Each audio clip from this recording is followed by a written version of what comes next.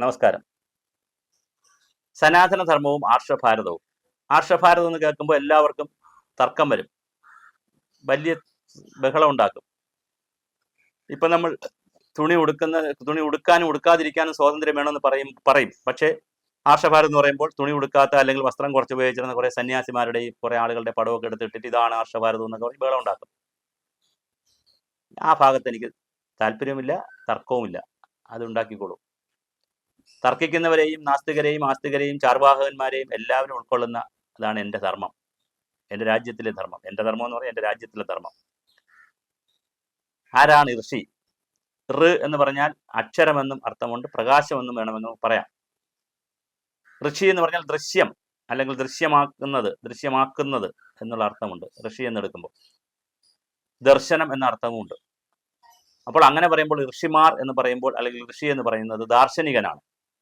അരിസ്റ്റോട്ടിലെ പോലെ, പ്ലേറ്റോയെ പോലെ, സോക്രട്ടീസിനെ പോലെ ഇങ്ങനെ പറഞ്ഞു വരുമ്പോൾ ശ്രീനാരായണ ഗുരുവിനെ പോലെ, രമണ മഹർഷിയെ പോലെ, സ്വാമിജി വിവേകാനന്ദനെ പോലെ, അങ്ങനെ ഈ ചട്ടമ്പി സ്വാമികളെ പോലെ, അയ്യാ ഗുരുവിനെ പോലെ ദർശനം കാണുന്നവരാണ്, മനനം ചെയ്യുന്നവരാണ്. സമൂഹത്തിലെ വിഷയങ്ങൾ സ്വന്തം മനസ്സിലിട്ട് മനനം ചെയ്യുന്നവരാണ്. ശാസ്ത്രകാരന്മാരും ഒക്കെ അങ്ങനെ തന്നെയല്ലോ, ദാർശനികർ, ഫിലോസഫർമാർ മാത്രം, ഓഷോയെ പോലുള്ള ആളുകൾ, ഒരുപാട് ആളുകൾ, അവരെല്ലാം ദാർശനികരാണ്, ദർശനം കാണുന്നവരാണ്. എവിടെയാണ് ദർശനം കാണുന്നത്? പുറത്തല്ല, അകത്താണ് കാണുന്നത്, മനസ്സിലാണ് കാണുന്നത്. മനസ്സിലേക്ക് അവർ, ലോകത്തിലെ ഏറ്റവും വലിയ കമ്പ്യൂട്ടർ ഏതെന്ന് ചോദിച്ചാൽ മനസ്സാണ്. ഏറ്റവും വലിയ ആർട്ടിഫിഷ്യൽ ഇന്റലിജൻസ് ഒന്നും അല്ല ലോകത്തെ നിയന്ത്രിക്കാൻ പോണതും അങ്ങനല്ല. പറയുമ്പോൾ നമുക്ക് അങ്ങനെയൊക്കെ പറയാം. പക്ഷെ മനുഷ്യന്റെ ഇന്റലിജൻസ് ആണ് ഏറ്റവും പ്രധാനം. മനുഷ്യന്റെ ബുദ്ധി, മനുഷ്യന്റെ ഹൃദയം, മനുഷ്യന്റെ മനസ്സ്, ഇതാണ് പ്രധാനം. അപ്പോൾ മനസ്സിനെ കുറിച്ചുള്ള ചിന്തകളിൽ മനനം ചെയ്ത് ദർശനങ്ങൾ കണ്ടെത്തിയിരുന്നു. അങ്ങനെ കണ്ടെത്തിയവരെ നമ്മൾ ഋഷിമാരെന്ന് വിളിക്കുന്നു. ആ ഋഷിമാരിൽ ഭാര്യയും ഭർത്താവും കൂടിയാണ്. അവരങ്ങനെ കുടുംബജീവിതമൊക്കെ ഉപേക്ഷിച്ച്, പിന്നെ ഗൃഹസ്ഥാശ്രമൊക്കെ ഉപേക്ഷിച്ചിട്ട് എവിടെയെങ്കിലും പോയി കാട്ടിനകത്ത് പോയി, അങ്ങനല്ല. അവർ ഭാര്യയും ഭർത്താവും ഒക്കെ ഉൾപ്പെടെ ഈ ദാർശനിക കാഴ്ചപ്പാടുകൾ കൊണ്ടുവരാൻ ശ്രമിച്ചിരുന്നു. അപ്പൊ ഋഷിമാരെന്ന് പറയുന്നത് ഭാരതത്തിൽ ഈ ദർശന കാഴ്ചപ്പാട് നേടിയ ആളുകളാണ്. പുരാതന കാലത്ത്, വളരെ പഴയ കാലത്ത് ഭക്ഷണം കഴിക്കുവാനും ഉറങ്ങുവാനും സന്താനോൽപാദനത്തിനും അപ്പുറമുള്ള ഒരു ജീവിത ശൈലി ഉണ്ടോ എന്നുള്ള അന്വേഷണത്തിൽ മനുഷ്യരെത്തിച്ചേരുന്നു, കുറച്ചുപേർ എത്തിച്ചേരുന്നു. അങ്ങനെ തൻ്റെ ദർശനത്തിലൂടെ, അത് രണ്ട് രീതിയിലാണ്. ഉള്ളിൽ കാണുന്ന കാര്യങ്ങൾ, പുറത്ത് കേൾക്കുന്ന കാര്യങ്ങൾ, സ്മൃതികളിലൂടെയും ശ്രുതികളിലൂടെയും. വെറുതെ ഇരുന്ന് ആലോചിച്ച് തൻ്റെ മനസ്സിലേക്ക് വിവിധ വിഷയങ്ങൾ കയറ്റിവിടുമ്പോൾ കിട്ടുന്ന ഒരു ഫോർമുലയുണ്ട്. കുറച്ച് കാര്യങ്ങൾ കിട്ടും. അങ്ങനെ കിട്ടുമ്പോൾ അത് ഉള്ളിൽ നിന്ന് കിട്ടുന്നതുകൊണ്ട് പുറത്തുനിന്ന് കിട്ടുന്നതുകൊണ്ട്, സ്മൃതിയിലൂടെ കിട്ടുന്നതുകൊണ്ട്, ശ്രുതിയിലൂടെ കേട്ട് ഇങ്ങനെ ഇരിക്കുമ്പോൾ അന്തരീക്ഷത്തിൽ നിന്ന് കേൾക്കുന്നതായി തോന്നുന്നതുകൊണ്ട്, അത് മനസ്സിന്റെ ഒരു വികാരം തന്നെയാണ്, അല്ലെങ്കിൽ ഒരു ചലനം തന്നെയാണ്. അപ്പൊ പുറത്തുനിന്ന് കേട്ടതല്ലേ ഇത്, എൻ്റെ മനസ്സിൽ തോന്നിയതല്ലല്ലോ എന്നുള്ളത് കൊണ്ട്, അകത്തുനിന്ന് വന്നതുണ്ടല്ലോ, അങ്ങനെ രണ്ട് രീതിയിലുണ്ട്. സ്മൃതിയും ശ്രുതിയുമുണ്ട്, രണ്ടുമുണ്ട്. ഇത് രണ്ടും ചേർത്തുകൊണ്ട് പുതിയ ദർശനങ്ങൾ ഉണ്ടാക്കി. തെറ്റാണോ അവർ ചെയ്തത്? ആ ദർശനത്തിലല്ലേ മാനവരാശി മൊത്തം ഓടുന്നത്? ആ ദർശനമില്ലെങ്കിൽ മാനവരാശിക്ക് മുന്നോട്ട് പോകാൻ പറ്റുമോ? ഏത് രാജ്യക്കാരായിക്കോട്ടെ, അത് മുസ്ലിം ആയിക്കോട്ടെ, ഹിന്ദു ആയിക്കോട്ടെ, ക്രിസ്ത്യാനി ആയിക്കോട്ടെ, ബുദ്ധിസനായിക്കോട്ടെ, ഞാൻ പറഞ്ഞ പോലെ നാസിസ്റ്റ് ആയിക്കോട്ടെ, ഫാസിസ്റ്റ് ആയിക്കോട്ടെ, ആരും ആയിക്കോട്ടെ, മാനവരാശിക്ക് മുന്നോട്ട് നീങ്ങണമെങ്കിൽ ഈ ഋഷീശ്വരന്മാർ അല്ലെങ്കിൽ ഋഷിവര്യന്മാർ, ഋഷിമാർ പറഞ്ഞ ദർശനങ്ങളില്ലാതെ പറ്റുമോ? ഞാൻ ഉച്ചത്തിൽ ചോദിക്കുകയാണ്, ഈ ദർശനങ്ങളില്ലാതെ പറ്റുമോ? എന്താ അവർ പറഞ്ഞ ദർശനങ്ങൾ? സനാതന ദർശനങ്ങളാണ്. സത്യം, നീതി, ന്യായം, സഹിഷ്ണുത, സഹാനുഭൂതി, സഹജീവികളോടുള്ള സ്നേഹം, പ്രണയം, കാമം, മോക്ഷം, ഇങ്ങനെ തുടങ്ങിയ 100,000 കാര്യങ്ങളാണ് പറഞ്ഞത്. ഒന്നും രണ്ടും കാര്യങ്ങളല്ല. ഈ 100,000 കാര്യങ്ങൾ അന്വേഷിച്ചവരാണ് ഋഷിമാർ. അവർ ദർശനത്തിൽ കണ്ടു എന്നുള്ളതേ ഉള്ളൂ. മാത്രമല്ല, ഇപ്പൊ ആധുനിക ശാസ്ത്രവുമായി ബന്ധപ്പെടുത്തി ഒന്ന് ചിന്തിച്ചു നോക്കട്ടെ. ആധുനിക ശാസ്ത്രജ്ഞന്മാർ ആരാണ്?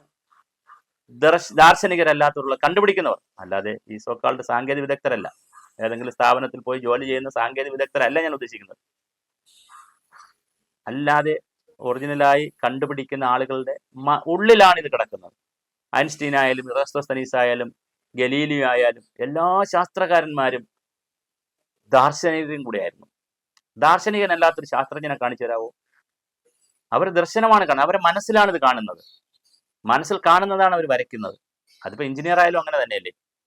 എഞ്ചിനീയറുടെ മനസ്സിലാണ് ആദ്യം വീടുണ്ടാവുന്നത്, പേപ്പറിൽ രണ്ടാമതാണ് ഉണ്ടാവുന്നത്. ഡിസൈൻ ഉണ്ടാവുന്ന ആദ്യം മനസ്സിലാണ്, കവികളുടെ മനസ്സിലാണ് കവിത ഉണ്ടാവുന്നത് ആദ്യം, പിന്നെയാണ് പേപ്പറിൽ വരുന്നത്. രണ്ടാമതാണ്, രണ്ട് ഉൽപ്പന്നമാണ്, 2 പ്രാവശ്യം ഉൽപ്പാദനം നടക്കും. ഒരു കവി, ഒരു സാഹിത്യകാരൻ, ഒരു എഴുത്തുകാരൻ, അല്ലെങ്കിൽ ഒരു എഞ്ചിനീയർ, ഒരു ഡോക്ടർ, എല്ലാവർക്കും 2 പ്രാവശ്യം ഉൽപ്പാദനം നടക്കും. ഒന്നാമത്തെ ഉൽപ്പാദനം, ആദ്യത്തെ പ്രോഡക്റ്റ് ഉണ്ടാവുന്നത് മനസ്സിലാണ്.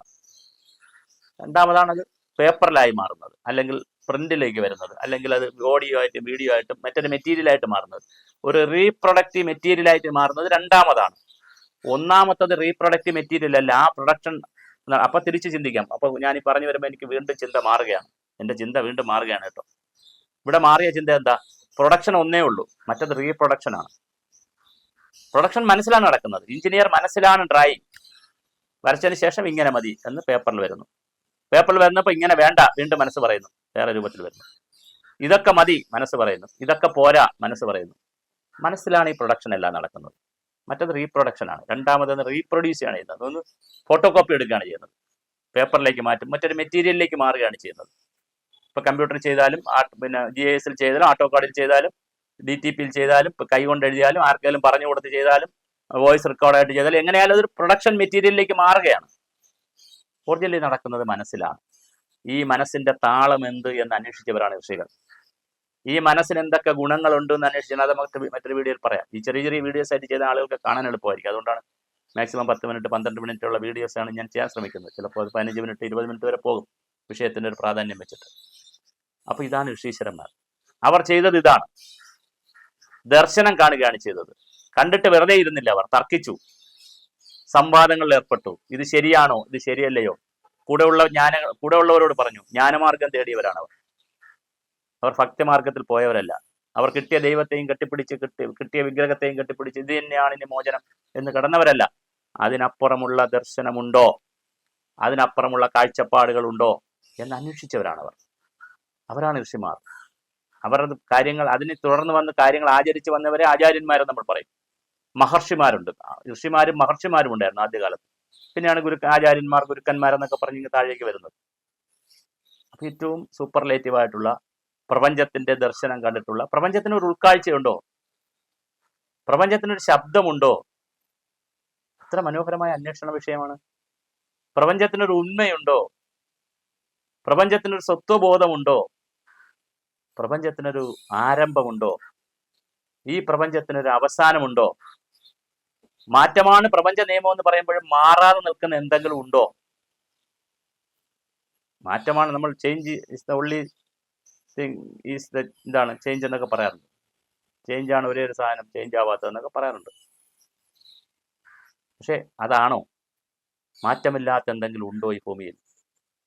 ഇങ്ങനെയുള്ള ആയിരക്കണക്കിന് വിഷയങ്ങൾ അന്വേഷിച്ചവരാണ് ഋഷിമാർ. അവർ ദർശനത്തിലൂടെ ആണ് അന്വേഷിച്ചത്. ആ ദർശനത്തിൽ കിട്ടുന്നത് സംവാദ രൂപത്തിലേക്ക് അവർ മാറ്റും. അത് തന്നെയല്ലേ ഏറ്റവും ശാസ്ത്രീയ രീതി. ഇന്നത്തെ പോലെ ഇന്നാണ് നമ്മൾ ശാസ്ത്രീയമായിട്ട് ചെയ്യുന്നത്. ഏതോ ശാസ്ത്രജ്ഞന്മാർ എവിടെ ഇരുന്ന് പറഞ്ഞ കാര്യങ്ങൾ, അല്ലെങ്കിൽ സാങ്കേതിക വിദഗ്ധർ എവിടെ ഇരുന്ന് പറഞ്ഞ കാര്യങ്ങൾ നമ്മൾ ആരെങ്കിലും പരീക്ഷിച്ച് നോക്കിയിട്ടാണോ? അല്ലല്ലോ. നമ്മൾ അതങ്ങ് വിശ്വസിച്ച് പോകുന്നു. ശാസ്ത്രീയമായി കേട്ടത് ഉണ്ടെന്നാണെന്ന് പറയുന്നു, നമ്മൾ വിശ്വസിച്ച് പോകുന്നു. നമ്മൾ വിശ്വസിക്കുകയാണ് ചെയ്യുന്നത്. നമ്മൾ അതിനകത്ത് കയറി പരീക്ഷണവും ഗവേഷണവും നടത്തിയിട്ടല്ല ഓരോ വിഷയം നമ്മൾ ശരിയാണ് തെറ്റാണെന്ന് കണ്ടുപിടിക്കുന്നത് അല്ല. മറ്റുള്ളവർ പറയുന്നു, അതിന്റെ യുക്തിപൂർവ്വം നമുക്ക് നമ്മുടെ യുക്തിക്ക് ചേരുന്നു, നമ്മളത് എടുക്കുന്നു. പക്ഷെ പഴയ കാലത്ത് വളരെ കൃത്യമായി ദാർശനിക ചർച്ച, ആദ്യം ദർശനം ഉണ്ടാകുന്നു, ഉള്ളിലേക്ക് മനനം നടക്കുന്നു. മനസ്സുമായി, ബോധമനസ്സും ഉപബോധ മനസ്സുമായിട്ടുള്ള ദ്വന്ദ്വ യുദ്ധമാണ് നടക്കുന്നത്. ആ ദ്വന്ദ്വ യുദ്ധത്തിൽ നിന്നാണ് ഈ പ്രൊഡക്റ്റുകൾ ഉണ്ടാകുന്നത് മനസ്സിൽ. ഞാനീ പറഞ്ഞല്ലോ, കഥയായാലും കവിതയായാലും എല്ലാം ദുഃഖമെന്ന വികാരം കവി മനസ്സിലേക്ക് കയറ്റിവിടുമ്പോൾ അതും മനസ്സുമായിട്ടുള്ള ദുഃഖത്തിന്റെയും മനസ്സിന്റെയും തമ്മിലുള്ള സംഘർഷത്തിൽ നിന്നുണ്ടാകുന്ന പുതിയ പ്രോഡക്റ്റാണ് ദുഃഖ കവിതകൾ. പ്രണയമെന്ന വികാരം കയറ്റിവിടുമ്പോൾ, മനസ്സിൽ കയറ്റിവിടുമ്പോൾ ഉണ്ടാകുന്ന സംഘർഷത്തിൽ നിന്ന് വരുന്നതാണ് പ്രണയ കവിതകൾ. എല്ലാം അങ്ങനെയാണ്. ലൈംഗികമായ കാര്യം, എല്ലാ കാര്യങ്ങളും, ഈ ലൈംഗികമായ ചുവയുള്ള കവിതകളോ കഥകളോ ഒക്കെ വരുന്നുണ്ടല്ലോ. എന്താണോ മനസ്സിലേക്ക് കയറ്റിവിട്ട് മനനം ചെയ്യുന്നത്, അതും മനസ്സുമായിട്ടുള്ള പോരാട്ടം, വലിയ സംഘർഷം നടന്ന് ആ സംഘർഷത്തിന്റെ ഉൽപ്പന്നമായിട്ടാണ് കഥയും കവിതയും സാഹിത്യവും ദർശനങ്ങളും എല്ലാം പുറത്തു വരുന്നത്. അങ്ങനെയുള്ള ദാർശനികരായിരുന്നു ഋഷിമാർ. അവർ സനാതന ധർമ്മം എന്താണെന്ന് അന്വേഷിച്ചവരാണ്. ആ ഋഷീശ്വരന്മാരുടെ പാഠങ്ങൾ നമുക്ക് പഠിക്കാം. എന്താണ് അവർ അന്വേഷിച്ചതെന്ന് നോക്കാം. അവർ തന്നെ പറഞ്ഞിരുന്നു, ഞങ്ങളുടെ അന്വേഷണം പൂർത്തീകരിച്ചിട്ടില്ല, നിങ്ങളും അന്വേഷിക്കൂ. സനാതന ധർമ്മമനുസരിച്ച് അവസാന വാക്കല്ല, നിങ്ങൾ അന്വേഷിക്കൂ. നേതി നേതി നേതി, ഇതല്ല ഇതല്ല ഇതല്ല ഇതല്ല, ഓരോരുത്തരും അന്വേഷിക്കുക. കിട്ടുന്നത് ഭാഗ്യം. അങ്ങനെയുള്ള അന്വേഷണത്തിലേക്ക് നമുക്ക് പോകാൻ കഴിയട്ടെ. ഞാൻ ഈ പറഞ്ഞ അന്വേഷണത്തിലേക്ക് പോകുമ്പോൾ അവസാന വാക്കാണ് ഋഷികളെന്ന് ഋഷിമാരും പറഞ്ഞിട്ടില്ല, സനാതന ധർമ്മത്തിലും പറയുന്നില്ല. അന്വേഷണമാണ് ജീവിതം. അന്വേഷിക്കൂ. നിങ്ങൾ ജ്ഞാനമാർഗത്തിലേക്ക് പോകൂ. നിങ്ങൾ ഭക്തിമാർഗത്തിലേക്ക് വേണമെങ്കിൽ നിങ്ങൾക്ക് പോകാം. കർമ്മമാർഗത്തിലേക്ക് പലതരത്തിലുള്ള മാർഗങ്ങളുണ്ട്. ഏതിലേക്ക് നിങ്ങൾക്ക് തീരുമാനിക്കാം. പക്ഷെ ഏത് മാർഗം സ്വീകരിച്ചാലും അവസാനം നിങ്ങളൊരു ജ്ഞാന വഴിയിലെത്തണം, തിരിച്ചറിവിൻ്റെ വഴിയിലെത്തണം. ആ തിരിച്ചറിവിൻ്റെ വഴി എന്ന് പറയുന്നത് ഞാനും നിങ്ങളും ഞങ്ങളും നമ്മളുമൊക്കെ ചേരുന്ന ഈ പ്രപഞ്ചത്തിലെ സകല ചരാചരങ്ങളും, പുല്ല് മുതൽ പൂനാര വരെയുള്ള, ഉറുമ്പ് മുതൽ ആന വരെയുള്ള, അല്ലെങ്കിൽ നീലത്തിമിംഗലം വരെയുള്ള, ബാക്ടീരിയ മുതൽ എല്ലാവരും എല്ലാം ഏത് ഉന്മയുടെ ഭാഗമായിട്ടാണ്, ഏത് സ്വത്വബോധത്തിന്റെ ഭാഗമായിട്ടാണ് ഈ പ്രപഞ്ചത്തിൽ നിൽക്കുന്നത്, അതിനെന്താണ് സംഭവിക്കുന്നതെന്ന് നമ്മൾ ഗൗരവമായി തിരിച്ചറിയണം. ഇത്ര മാത്രമാണ് ഋഷിമാർ നമ്മളോട് പറഞ്ഞത്. ആ ഋഷിമാരെ വന്ദിച്ചുകൊണ്ട്, ബഹുമാനിച്ചുകൊണ്ട്, ആദരിച്ചുകൊണ്ട് നമുക്കും ഈ സംവാദം തുടരാം. ഈ ജ്ഞാനശാഖയിലേക്ക് നമുക്ക് കൂടുതൽ വിജ്ഞാനശാഖയിലേക്ക് തന്നെ നമ്മുടെ മനസ്സിനെ തിരിച്ചു പിടിക്കാം, തിരിച്ചു വയ്ക്കാം.